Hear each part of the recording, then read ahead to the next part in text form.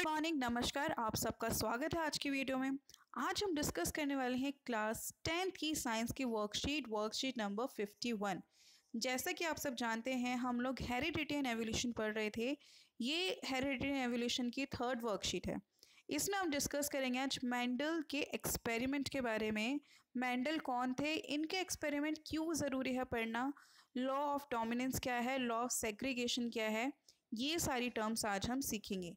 और अगर in terms को हम हिंदी में बात करें बच्चों, ये जो वीडियो है आपको एक्सप्लेनेशन सारी हिंदी में मिलेगी, बट कुछ टर्म्स हैं जो कि हिंदी और इंग्लिश में अलग हो जाती हैं। तो हिंदी में हम कह सकते हैं, आज हम पढ़ेंगे मेंडल का प्रभाविकता का नियम एवं मेंडल का पृथक्करण का नियम। तो बच्चों, सबसे पहले हम पढ़ते हैं मेंडल का प्रयोग, मतलब जो मेंडल के एक्सपेरिमेंट थे, उसने क्या एक्सपेरिमेंट किया था। हिंदी मीडियम हो, इंग्लिश मीडियम हो, आपका कोई दिक्कत नहीं है, आपको वर्कशीट आराम से समझ आ जाएगी। और बच्चों, आपने अगर चैनल अब तक सब्सक्राइब नहीं किया है तो जल्दी से सब्सक्राइब कीजिए। आशा करते आपको वीडियो अच्छी लग रही होगी।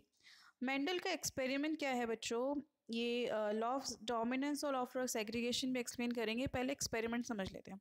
जो मेंडल था वो एक साइंटिस्ट थे, ठीक है।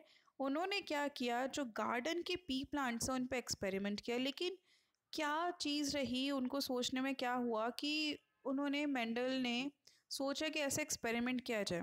उन्होंने क्या किया, उन्होंने ऑब्ज़र्व किया कि जो प्लांट्स हैं उनके गार्डन में, वो क्या है, they are not blend of the parents. Blend of the parents means parents का मिश्रण नहीं है। अगर लगा लीजिए 2 मटर के पौधे हैं, अगर एक पौधा लंबा है और एक पौधा छोटा है, ठीक है, तो उन्होंने कहा कि अगर एक पौधा बड़ा है और एक पौधा छोटा है, तो जो बच्चे होने चाहिए, अगर उसमें दोनों के गुण आ रहे हैं, तो जो बच्चा होना चाहिए ना तो वो बहुत बड़ा होना चाहिए और ना ही वो इसका होना चाहिए। तो बच्चे का जो हाइट होना चाहिए वो इन दोनों के बीच की होनी चाहिए, ठीक है। तो उन्होंने ये चीज़ सोची कि जो प्रोजनी आनी चाहिए दोनों के बीच की आनी चाहिए, ना तो पेरेंट्स की, मतलब ना बड़ा ना छोटा। लेकिन ऐसा तो कुछ नहीं था। उन्होंने जब ऑब्जर्व किया तो उन्होंने देखा या तो पौधे लंबे थे या फिर ड्रॉफ थे। तो ऐसा क्यों हुआ? एक तो उन्होंने बोला कि यहाँ पे ब्लाइंडिंग नहीं है। और बच्चों, आपको पता होना चाहिए कि जो मेंडल है उसने पौधा जो है मटर का ही पौधा क्यों चुना, ये हम लास्ट वर्कशीट में डिस्कस कर चुके हैं। इसके लिए आप लास्ट जो आपकी मंडे वाली वर्कशीट है वो आप देख सकते हैं। तो बच्चों, उन्होंने क्या किया, he decided to experiment with pea plant to find out on how characteristics are inherited. मतलब उन्होंने डिसाइड किया कि वो एक्सपेरिमेंट करेंगे ये देखने के लिए कि कोई भी करेक्टरिस्टिक्स है, अगर हम ह्यूमंस की बात करते हैं, eye colour, hair colour, height, face colour, ये सारी जितनी भी कुछ ट्रेट्स हैं, ये जो इनको बोलेंगे करेक्टरिस्टिक। तो उन्होंने एक्सपेरिमेंट्स किए ये देखने के लिए कि ये जो करेक्टरिस्टिक्स है हाउ दे आर इनहेरिटेड। तो जो मेंडल है उन्होंने ऑलमोस्ट 30,000 पी प्लांट्स लिए थे। मतलब उन्होंने बहुत सारे एक्सपेरिमेंट चलाया, 30,000 ऑलमोस्ट प्लांट्स लिए, उन पर स्टडीज़ की, फिर वो कुछ ऑब्जर्वेशंस पे पहुँचे, कंक्लूजन पे पहुँचे। तो जब उन्होंने एक्सपेरिमेंट किए तो उन्होंने कुछ लॉ निकाले जो कि बहुत इंपॉर्टेंट है हेरिडिटी और इनहेरिटेंस के बारे में। तो हम एग्जाम्पल ले लेते हैं, आपको याद करा देते हैं कि उन्होंने जो पौधे लिए थे उसमें 7 अलग अलग वैरायटी थी। सीड का शेप, सीड का कलर, और उसके साथ ही फ्लावर का जो पोजीशन है एंड फ्लावर का कलर। तो बच्चों, if we take the example of the plants that were cross pollinated with a true breeding for violet and white flowers. True breeding का मतलब है कि उसके अंदर दोनों क्या है, डोमिनेंट, मतलब जो दोनों जो है प्योर हैं।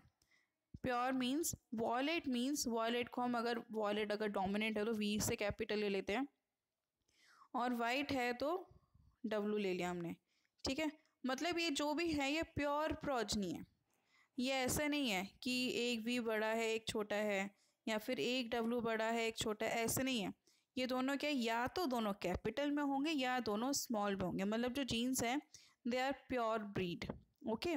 तो जो रिजल्टिंग हाइब्रिड आया एवर, मतलब जो फर्स्ट जनरेशन का, वो क्या थे, सारे वॉयलेट फ्लावर्स। अगर वॉयलेट फ्लावर्स है तो इट मीन्स जो वॉयलेट फ्लावर्स हैं they are dominant. What is dominancy? Dominance का मतलब है कि वो अपना एक्सप्रेशन शो करेगा ही करेगा। अभी यहाँ पे और डिटेल में पढ़ेंगे।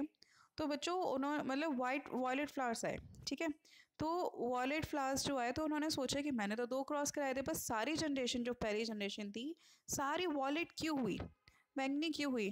तो उन्होंने फिर सॉल्व उससे क्या किया कि उससे उन्होंने F2 जनरेशन कराई।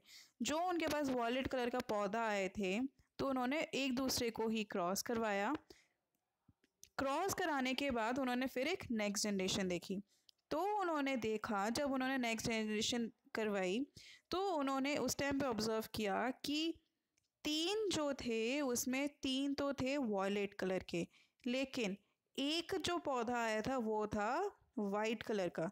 तो अप्रॉक्सीमेटली उनका बना था 3:1। तो ये रेशो क्यों आया? सारे पौधे पहले जो थे वो तो क्या था 4:0 का रेशो, कि सारे पौधे क्या थे पहले वॉयलेट और वाइट एक भी नहीं। फिर जब दूसरी जनरेशन आई तो 3:1। ऐसा क्यों हुआ? ठीक है, तो वो उन्होंने ऑब्जर्व करने की कोशिश की। यहाँ पे उन्होंने दिखाया हुआ है cross between the true breeding P plants. देखिए यहाँ पे वॉयलेट फ्लावर है और यहाँ पे वाइट फ्लावर है, ये देख सकते हैं, पर्पल है और यहाँ पे सफ़ेद है। जब उन्होंने कराया तो पहली जनरेशन क्या थी, सारी पौधे क्या थे, पर्पल वॉयलेट। जब दूसरी जनरेशन आई तो 3 मतलब 75 पे एक तरह से कह सकते हैं 75% जो थे वो वॉयलेट थे और 25% वाइट थे। अब उसके बाद वो बताते हैं कि लॉ ऑफ डोमिनेंट से प्रभावी का जो नियम है वो क्या है।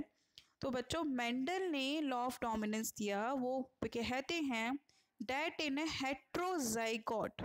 हेट्रोजाइगोट क्या होता है बच्चों? हेट्रोजाइगोट मीन्स 2 क्रोमोसोम हैं और उनके ऊपर कॉन्ट्रास्टिंग करेक्टर है। फॉर एग्जाम्पल जैसे कि क्रोमोसोम आप लोगों को पता है, क्रोमोसोम जो है लगा लीजिए हाइट का क्रोमोसोम है, उसके 2 अलग अलग एलील होंगे कि या तो हाइट क्या होगी, ड्रॉप होगी मतलब छोटी बोना, या फिर टॉल होगी, ठीक है। तो ये दोनों जो करेक्टर्स हैं ये क्या हुए, सेम नहीं है ना, अलग अलग है, कॉन्ट्रास्टिंग करेक्टर्स है। इसी को हम बोलेंगे हेट्रोजाइगेट्स। हम एक बार डेफिनेशन पढ़ लेते हैं फिर हिंदी में भी एक्सप्लेन करेंगे। That in a heterozygote when the 2 chromosomes in the homologous pair are different, that is one is dominant other is recessive, one trait will conceal the presence of another trait for the same characteristic। उसमें क्या होगा, heterozygote की condition में एक trait क्या होगा, दूसरे trait को कंसील करेगा, एक ट्रेट क्या होगा दूसरे ट्रेट पर एक्सप्रेस होगा।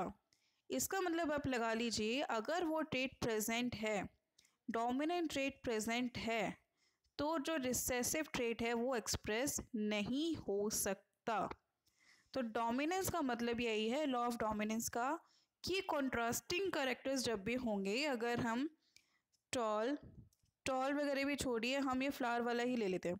अगर हम इन वॉलेट वाले की बात करते हैं, हमने वॉलेट लिया और वाइट लिया, जब ये क्रॉस होके आए तो यहाँ पे हमारा पता है भाई डोमिनेंट क्या है, वॉलेट। इसी वजह से इनकी जो सारी जनरेशन आई थी फर्स्ट वो क्या थी, वो वॉलेट थी। जब उन्होंने दोबारा सेल्फ क्रॉस कराया तो उसके अंदर कुछ क्या थे, उसके अंदर कुछ रिसेसिव ट्रेट्स भी थे, जिसकी वजह से वो एक पौधा मीन्स 25% पौधे क्या हुए, सफ़ेद हुए और बाकी 75% वॉयलेट। तो बच्चों वो कहते हैं rather than both alleles contributing to a phenotype. What is phenotype? Phenotype means the physical appearance of the plant. आपने जो प्लांट देखा उस प्लांट की जो फिजिकल अपीयरेंस है दैट इज फिनोटाइप। कि जैसे कि पौधा क्या आ रहा है, वॉयलेट कलर के फ्लावर्स आ रहे हैं, वाइट कलर के, आप देख सकते हो ना उसके physical appearance, that is phenotype. तो जो फिनोटाइप है डोमिनेंट एलील की वो क्या आएगी, एक्सप्रेस होगी। हमें कैसे पता चला, पौधे पर्पल आए वॉयलेट आए तो मतलब वो क्या थी, डोमिनेंट है, वो तभी आए। कोई भी अगर कलर एक्सप्रेस हो रहा है, कोई भी चीज़ एक्सप्रेस हो रही है, मीन्स वो डोमिनेंट है, वो प्रभावी है, इसी वजह से वो एक्सप्रेस हो रही है।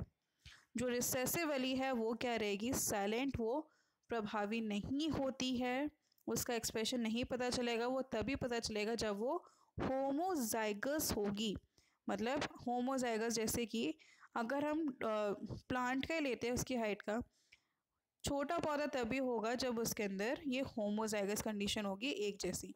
अगर वो इस हेट्रोजाइगस कंडीशन में है तो वो उसका एक्सप्रेशन नहीं आएगा। अब उसके बाद है बच्चों, what is dominant? The trait which express itself during event generation is known as dominant, and the trait which is masked by the presence of dominant allele is known as recessive.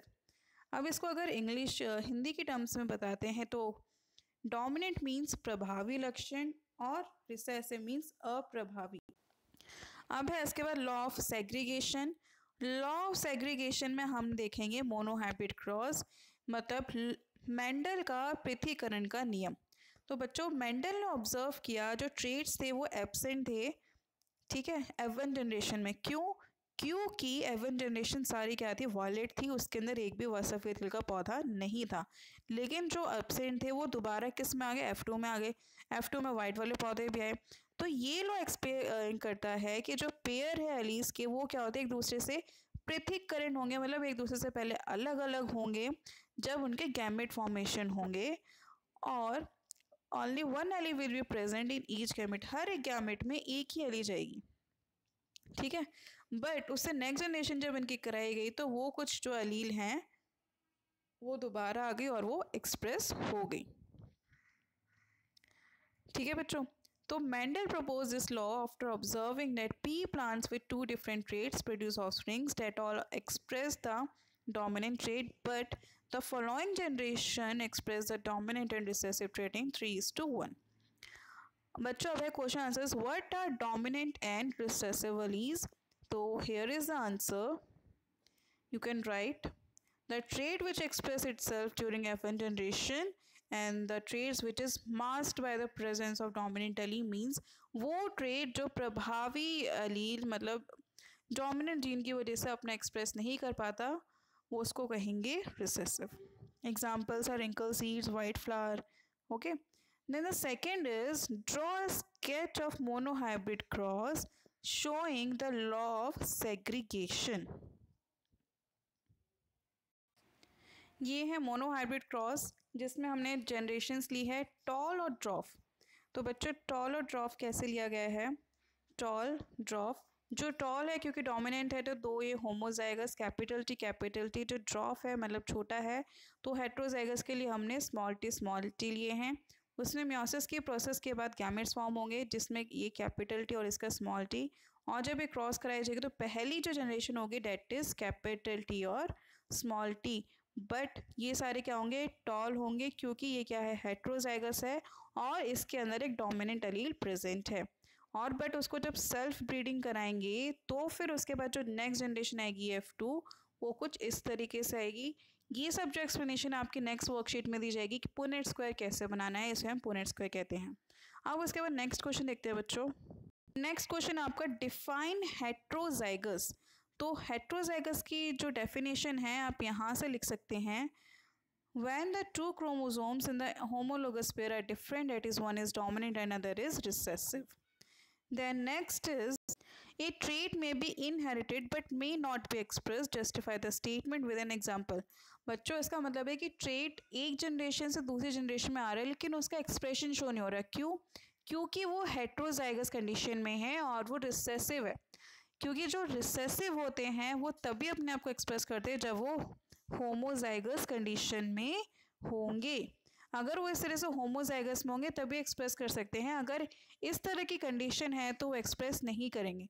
तो इसका answer यही होगा, that a trait may be inherited but may not be expressed because this trait may be present on recessive allele and in heterozygous condition due to which that allele cannot be expressed in the generation but can be moved on or passed on to the next या another generation.